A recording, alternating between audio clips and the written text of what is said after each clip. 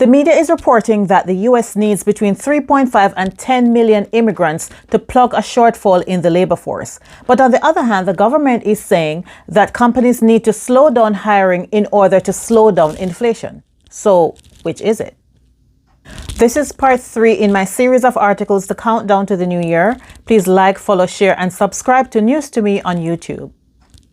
Both CNN and the Washington Post are reporting that Trump administration rules slowed down processing along with the COVID pandemic. And so this has led to somewhere between 2 million and up to 10 million jobs in mainly agriculture and the service industries waiting to be filled.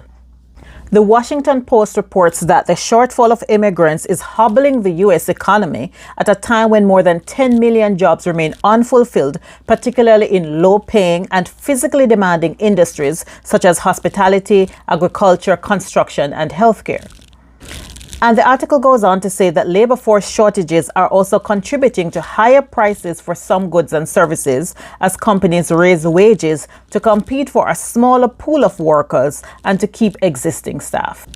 The CNN article quoted Giovanni Perry, who is the director of the Global Migration Center, and he said, part of the reason why there are so many vacancies and unfulfilled jobs in the U.S. is that we are missing a whole lot of immigrants who regularly were coming before COVID. He said, we don't make up the losses unless we really change immigration laws and we allow more people every year to come in.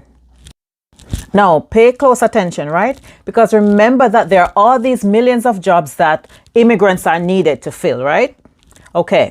But then the November jobs report came out and said over 260,000 jobs, new jobs, were created last month. Okay, stick with me. So then, how come the Fed chair, Jerome Powell, is saying that we need to slow down hiring, right, in order to curb inflation? If we have all these vacancies that immigrants are needed to come and fill, then why do we need to slow down hiring?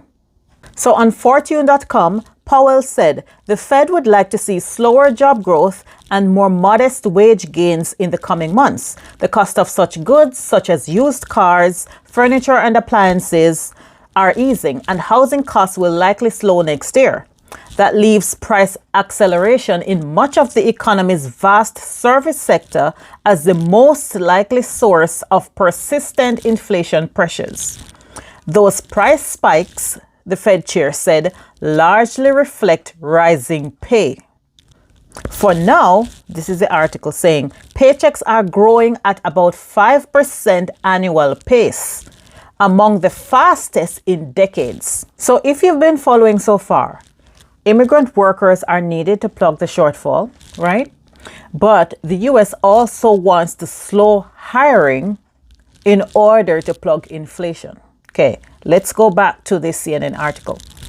60% of restaurant operators are facing staffing shortages, limiting their operating capacity. This is according to the National Restaurant Association. And in the Washington Post article, Adam Ozimek, who is the chief economist at Economic Innovation Group, says there is no question we need more immigration. Immigrants aren't just workers. They are particularly flexible, mobile workers who help address acute labor shortages wherever they emerge, and that's particularly important in this constrained economy we're facing right now. So when I started to see all these articles about immigrant worker shortage and, we need so many millions of immigrants for the labor force, I was a little baffled because aren't you saying that there's a crisis at the border? Haven't we been bombarded in the media every day that there are all these tons of people trying to get in and we need to build a wall to keep them out? And we can't have open borders because we can't allow all these immigrants to come in?